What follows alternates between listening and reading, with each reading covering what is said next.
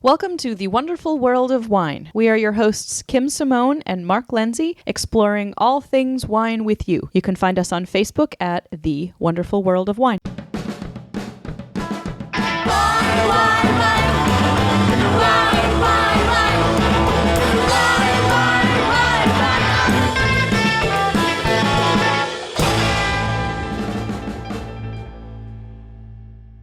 Welcome back, everyone. We have been discussing 15 wine questions that are often asked of wine professionals. This was an article that was published in Christie's.com, the famous auction house. And this is part 2 of our conversation. A topic that we want to move right into is what to do with a bottle that has a broken wine cork. Oh, I hate this, Kim. Hate this. It happens all the time to me.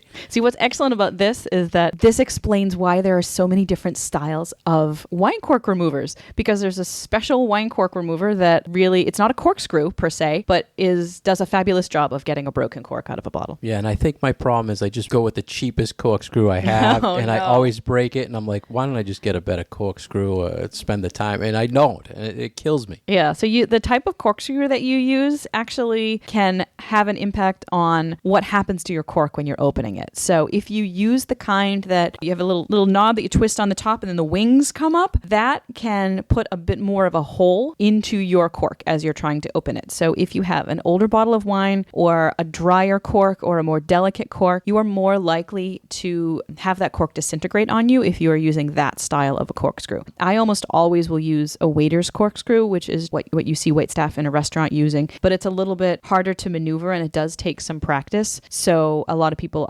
they're more comfortable with either a rabbit style or that winged style because it is easier to use and it doesn't take quite so much muscle. Yeah, we've opened a ton of bottles of wine. I think over the years you learn what's the best technique or what's the best device to use.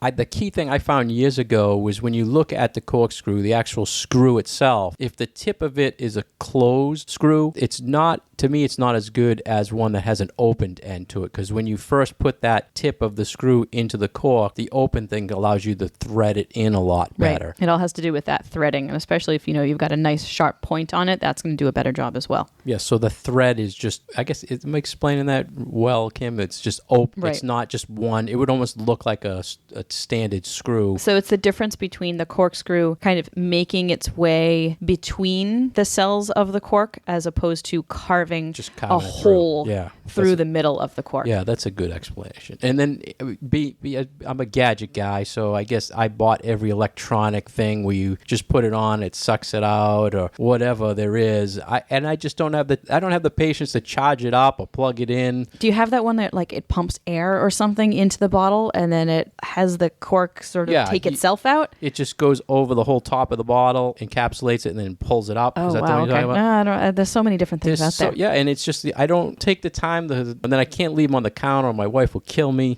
So it's just, I always just to go to the small, like you said, the waiters where it has a little wing on it that you can use as leverage on the bottle. But you do need some practice with that so you're not cracking the glass as you're pulling it out. Right. And it doesn't, obviously, it doesn't take that much arm strength. I am not a very strong or large person, and I can whip a cork out of almost any bottle using those, but it does take practice. You've mentioned in the past the devices that have the tongs that you put down between the cork. Mm-hmm. Have you seen, there's one corkscrew, I can't think of the name of it, but it has the outside tongs that you can put around the outside of the cork, and in the middle it has the screw. So you start it with the screw, but then it guides it out with the tongs on the side. I've never seen that. It's like a $200 device. I don't know if it's German or Swiss, but it's one of the most beautiful corkscrew, and you can never not get the cork out in one piece because it's grabbing on the sides while it's pulling it from the center. No, I've never seen that. I do keep handy one of those pronged corkscrews, though, like you were just mentioning. And we just discussed this last week in how to get corks out of a larger format bottle. You use this same little device. It's got these two prongs, and one is a little bit longer than the other, and you just slide them down on either side of the cork until you push it all the way in. Not the cork, but the corkscrew. And then you twist it as you're pulling up, and it generally jelly comes out. And that really works for corks that are crumbly or are starting to fall apart because you're kind of grabbing onto it as opposed to needing the corkscrew to go right through the center of the cork, and then you can, destroy it that way. So this has like almost like little fingers that you pull the cork out. So what's your trick? You're taking out the cork, it snaps. I mean, this has happened to everybody. It snaps, you get a quarter of it still deep in the bottle. What is your trick to listeners? So I'll usually use either one of those pronged corkscrews, or sometimes I will try a second try with my waiter's corkscrew. If the cork hasn't fallen apart too badly, I'll try to, screw it in there again and then gently pull it up. But worst case scenario, just push the cork back in the bottle and you can pour it out just fine. And if you have a little bit of corky particles in there, either strain it through just like a mesh strainer or,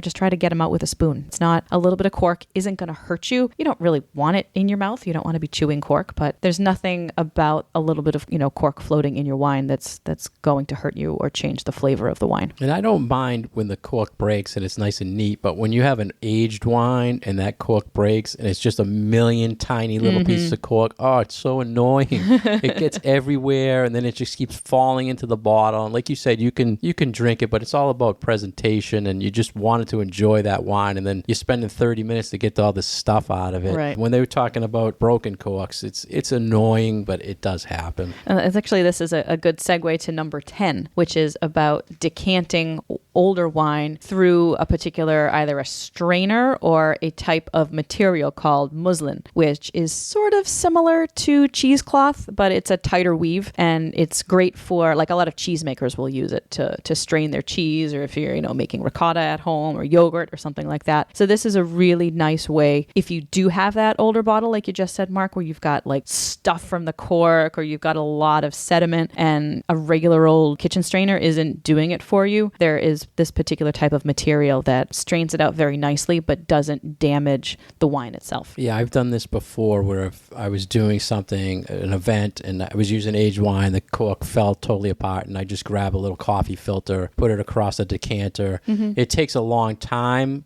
with that type of filter because it just doesn't seep through as fast. Yeah. But have you ever used this other type of filter? I have. So I actually have a lot of this material that I keep at home because I make a lot of like pickles and sauerkraut and stuff like that. So sometimes I need to strain stuff out of it and I'll use this material. Sometimes I don't often have to do this with wine, but when I've done it with the coffee filter, it does take a whole lot longer than with this material. So I've never seen this muslin filter. Yeah, go to Joann's Fabric. Really? Yeah, it's Does it not say expensive. It's for wine? Nope. It's just regular old material that you can find in any fabric store. And the ones that I buy tend to be unbleached, and it's made from cotton. And if you can find an organic one, I think a lot of people do recommend using an organic product if you are going to have it come in contact with food. So they're unscented? Yes. Yep. Yeah.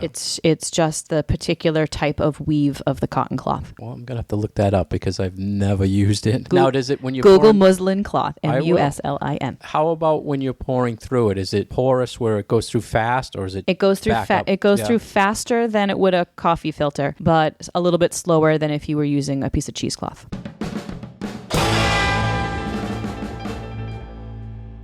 You're listening to The Wonderful World of Wine. We're your hosts, Mark Lindsay and Kim Simone, exploring all things wine with you. If you'd like to get more information about Kim, please go to her website at vinitaswineworks.com. And if you'd like to get more information about myself, please visit franklinliquors.com. We're continuing to talk about an article that was in Christie's.com, 15 questions wine experts are asked. The next question was what temperature to serve wine at. And Kim, this is something we talk about all the time. Generally, we find that people drink their white wines too cold and their red wines too warm. We always have this idea of reds should be served at room temperature, but that's room temperature in France 200 years ago. So it generally tends to be a little bit cooler than we tend to keep our homes. So don't serve your red wines at 70 degrees. You want to serve your reds closer to 65 or 60. And to get down to that level, if it's a warm spring or summer day, just pop them in the fridge for 5 to 10 minutes. And the the aromas will come out a little bit nicer and it will taste a little bit softer, and you won't get as much of an alcoholic burn, especially on red wines. I'm glad you explained the room temperature thing, because room temperature is like 70 in my house all the time, and I don't want my red wines at 70 degrees. Yeah, you shouldn't be drinking any wine over 65 or 70 degrees just because of the alcohol. It's going to taste a whole lot hotter when you have your wine a little bit warmer, because alcohol evaporates at a higher temperature than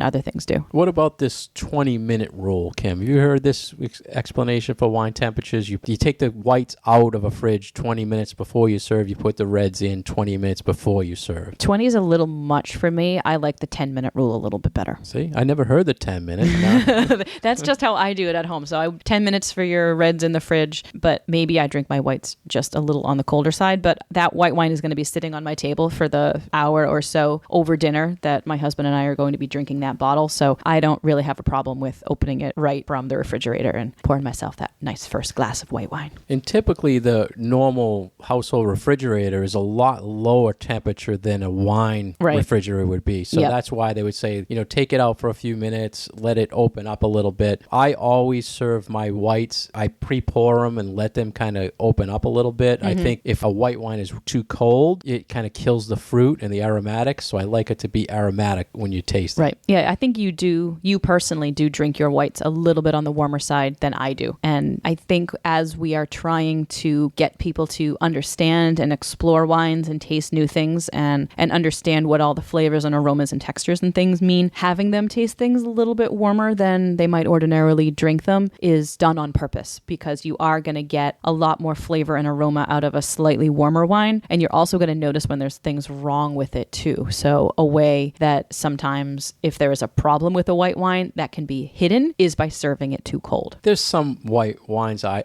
like cooler. Obviously, sparkling as cold as possible. And anything acidic, like a Sauvignon Blanc, if that gets too warm, then that acidity really shines more than the fruit. So I agree with you. Certain ones I like to chill a lot. And I also think that if you are drinking them in a much warmer environment, so if you are sitting by the pool and it's 85 or 90 degrees out there, I would start off by serving the wine a little too cold, because it is going to go up in temperature when it's sitting in your glass. The 12th most frequently asked wine question of wine experts is about food and wine pairings. And this is one that we definitely get quite often, especially in a situation where maybe we're serving wine and there's a little bit of a snack involved. If it's cheese or if it's fruit or small appetizer things, we often get the question of what wine goes with this food and then why. And I think this topic is one of the ones we clash a lot on, Kim, is because we always think opposite of food pairings. That's what makes it fun. Yeah, and you're wrong most of the time, but we'll get back to that. So when I always educate on food pairing, I just say the golden rule for me is light wines with light foods, heavy wines with heavy foods, and don't go by the thing white with fish, red with meat. That is totally gone nowadays. See, with this one we agree. For me, I think you do need to balance the weight of the food and the weight of the wine, which is what you were saying about light with light, heavy with heavy. But I add the extra level of think about your textures. It's not necessarily, for me, all about the flavor of the wine, but it has to do with those other elements in the wine. The acidity, the sweetness, the tannins. If you have a high tannic wine and a fatty food, those go really well together. Acid is a very big component in white wines as well as red wines, and that has to be taken into account when you are thinking about, what's a good food match with this? Yeah, so where we disagree a lot is like Kim was saying, she would match the tannins or the acidity. So if I had a food, Kim, that was spicy, this is, I think, the big difference we always fight in. I always try to play with that with a spicy wine, and you kind of I go the opposite. Yeah. I go the opposite, and I always want to put something that's light in style and has a little bit of sweetness to it. So with like a spicy dish, you have no problem going with like a big Syrah if it has sort of spice elements to it. And I would do the total opposite. I would do like, let's do an off-dry Riesling that has a little bit of sweetness. So it's not that I'm right and you're wrong, or vice versa. We could taste both of those wines with that food, and maybe they both work. We just have, I think, different philosophies as to what our go-to pairing for those kind of things would be. What about the definite no-nos with food and wine pairing? What would you think is definitely you don't want to pair this with this food? I think this is another one where we disagree a lot. So my big no-no is dry wines with sweet foods. And I know that you're okay with doing that sometimes. Yeah, sometimes if the profile is, but I semi-agree with that. I'll give you that one. Okay. But then there are some certain foods that are more difficult to pair with wine. So one of the big ones for people is artichokes. And another one for me is a lot of different kinds of shellfish. Like I won't do shellfish with red wine because I think it brings out almost like a metallic sort of flavor in the fish. Those are a couple for me. Yeah, the big one for me that sticks out all the time is dessert foods. If you have a wine that is not as sweet as that food, I think it's very overpowering. Except for Girl Scout cookies. Yeah, we did the Girl Scout cookie thing. But you disagree with me on that too when we did it. I was pleasantly surprised by the lemon Girl Scout cookies and the Sauvignon Blanc. That was a nice pairing that I was not expecting, and even I can learn to change my mind about things like this. And you mentioned artichokes. I'm trying to think of what were some of the other foods that there's such a hard time. There was another vegetable. Was it asparagus? I think it's asparagus. That people always seem to have a hard time pairing things with. But there's not many things that you haven't seen out on the internet or have heard about as far as trying to match food and wine with, right? I mean, there's not many foods that we haven't heard about. Right. And there are some really stellar combinations. There are some really terrible combinations, but I think those are few and far between. And in the middle, there's this vast area of, yeah, this goes fine with this. Drink what you like with the food that you like to eat, and chances are it will go just fine. It's when you want to get to that next level of, I want to make a combination where the food and the wine together are better than the sum of its parts. And that's where putting a little bit more thought into your food and wine pairing comes in.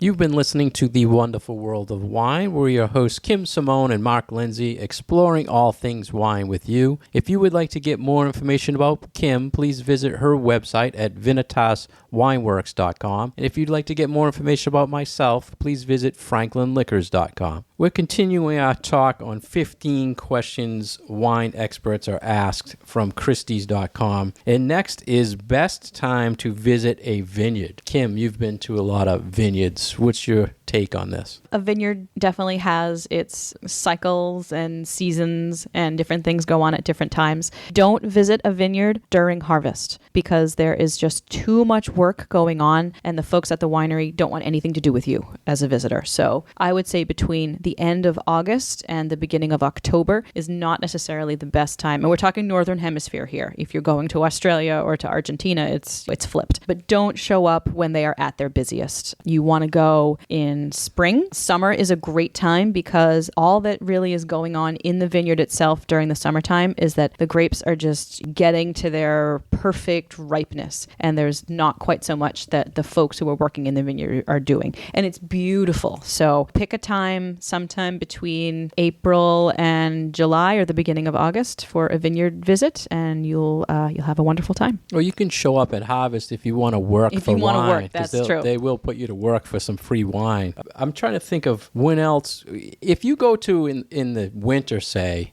and everything is just dead vines, it's not very pretty. So, but it is a good time to visit as far as tourists. And it's a great time for a winery tour too, because there is still a lot going on in all seasons. There's always work to do in a winery, and you can get a lot of good information if you tour the winery, because you can see how the wine is made and how it's aged and where it's stored and all that kind of stuff too. So slightly different from a vineyard visit, but a winery tour is also excellent. Yeah, now you just hit on something that Kim I wanted to mention quick was vineyard tour versus a winery tour. So if they're not growing any grapes and they're just there's a lot lately on the internet about companies that are in industrial parks. There's a lot of people like that are just making good wine, but they don't have vineyards, so there's nothing really to see grapes growing. But right. So you can visit those any time of year, and they'll be happy to see you. And there's probably a tasting room, maybe a place where you can buy some bottles, and really, it's a really fun adventure if you've never seen that side of the business. Yeah, just to go in and see the whole winemaking process, seeing the tanks, seeing whatever things being fermented. It's also very educational that way.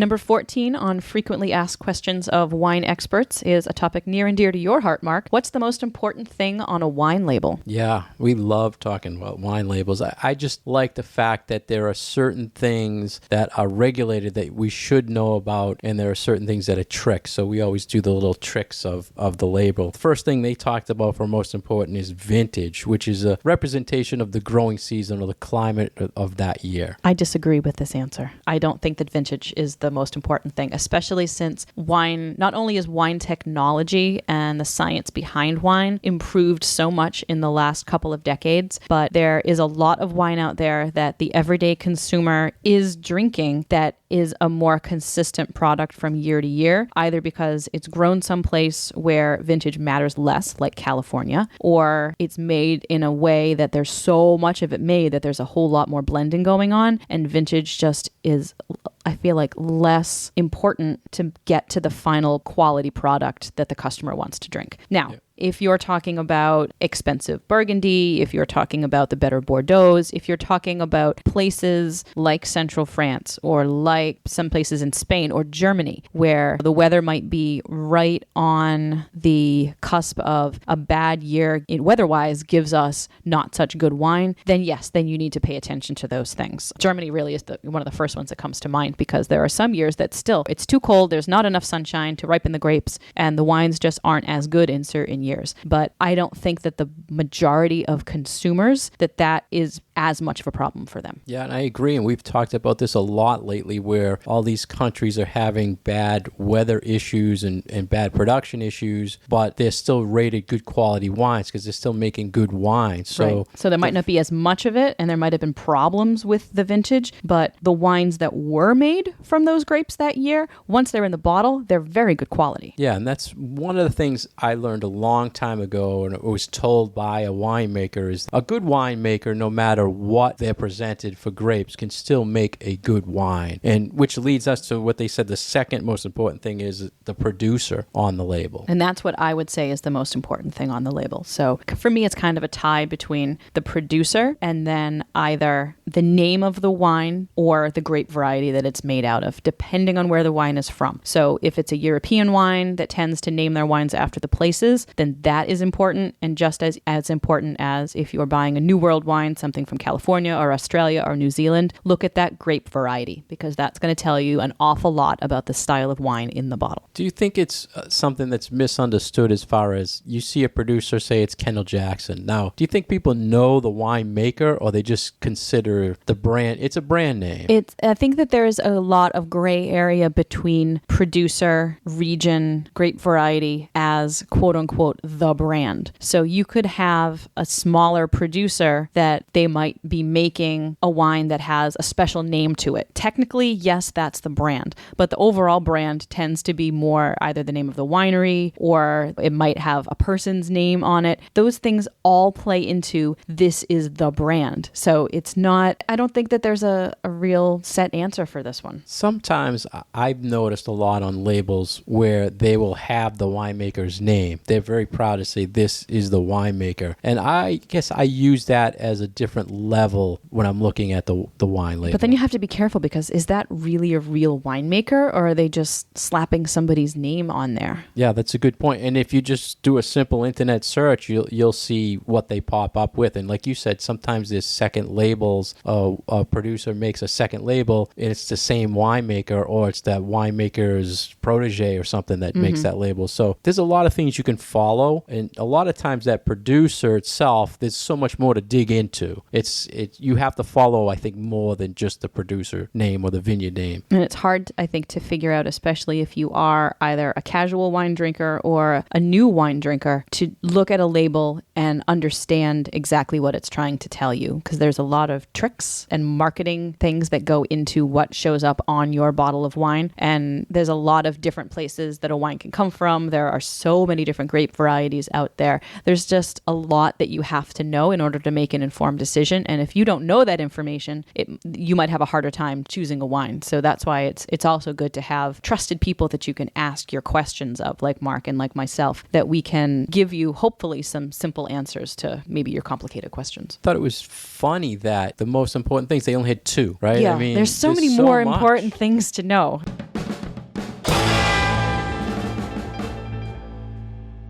You've been listening to The Wonderful World of Wine. We are your hosts, Mark and Kim. You can find us online at vinitaswineworks.com and franklinliquors.com. And finally, topic number 15 in this article from Christie's was, what wines should we be drinking now? And wine still is a little bit of a seasonal product. So as we are in warmer weather, what do we drink now? We drink a lot of rosé. But I'm not sure that's exactly what this question was asking. I think it's more like, what is in the rotation of, should we be drinking your older wines versus your not older wines? But I don't really think that that's where a lot of people are at. And I think that the questions that the Christie's people are getting are from more seasoned wine drinkers, kind of higher price tier wines. So there are a lot of wines out there that maybe they're from older vintages that are drinking best in 2018. But for me, there's a lot of more wine out there that is freely available in the market in the current vintage that is drinking deliciously right now. Yeah, they were saying, what should we drink everyday wines? But the Christie's consumer, customer is probably not your or my everyday I think they're wine going drinking. into their wine cellar and saying, the 2005 Bordeaux are drinking fabulously right now. I have some of those in my cellar, but that's not where my mindset is. And I don't think that that's where our customers and our clients are, because we're not talking about the top 2% of wine drinkers here. That's not my market of people that I'm talking to. And it's probably not a whole lot of you. So we recommend generally that, and for my price point, tends to be under $25 a bottle. I don't know what you tend to drink on an everyday basis, Mark. Yeah, I mean, not many people can afford a $30, $40 bottle every day. So, but I like how you said earlier about how it's based on the season. But I've noticed lately that like rosés have become year round, and I love that people are venturing out and exploring things all year long. I like that too. And I feel like you can drink a rosé in any situation where you would be drinking a white wine. They go with a lot of the same foods. They're refreshing. So don't just reserve them for summer weather, hotter weather. Drink one in February. It'll make you feel better. I think the big difference, it's a hot day and I'm not going with a big heavy red. I think that trend is never going away. People will go with the weights maybe based on temperature. But in this article, they mentioned Rhone, France. They mentioned Napa. They mentioned Italy. And I think a Rhone wine is probably not, most of those are priced over 20, but there are some under $20 Rhones that are good everyday wines, right, but not very popular for the average consumer. Right. And there are a lot of other things that are off people's radar, but are still really delicious wines. Things from Sicily, things from Portugal, things from Spain, the Loire Valley in France, which produces some of my favorite white wines in the whole wide world. There's a lot of wine out there that is not California Cabernet, California Chardonnay, Italian Pinot Grigio. There's so much out there to explore. And if you either choose a region that you've had success with, or a grape variety, or even a price point, say $15 bottles, if that is comfortable for you and you want to explore other things that you can find that all cost $15, I think that's also a really fun way of learning some new things about wine. What would you say, Kim, is for our listeners, what do you think the percentage of everyday wines for our listeners is American or California wine? I think a lot of people still will drink a lot of California wine or a lot of, say, Oregon wines if they want to have a Pinot Grigio. I think because the labeling is a little bit clearer for people and it does specify what the grape variety is. Obviously, it's all in English. Most of our listeners are English speakers. That will be helpful. If you're looking at a bottle of German wine, the juice in that bottle might be absolutely delicious to you, but if you can't understand what that label is telling you, you aren't going to buy it. So I don't think that we can overlook the ease with which you can understand what a bottle of wine is telling you. Yeah, and that's exactly what I was thinking. And I'm hoping by us talking to you every day, it gets people to explore that $10 of Italian Chianti or that $5 bottle of Portuguese red that are just great values and good.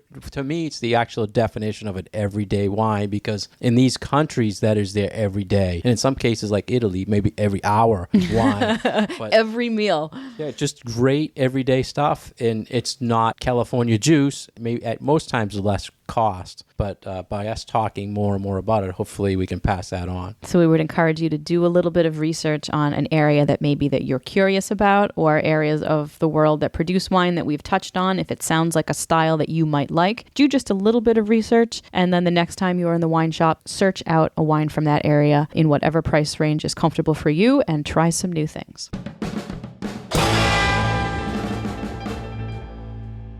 Thank you for listening to The Wonderful World of Wine. We've been your hosts, Kim Simone and Mark Lindsay, exploring all things wine with you. If you'd like to find out more information about us, please go to our Facebook page at The Wonderful World of Wine. Thank you.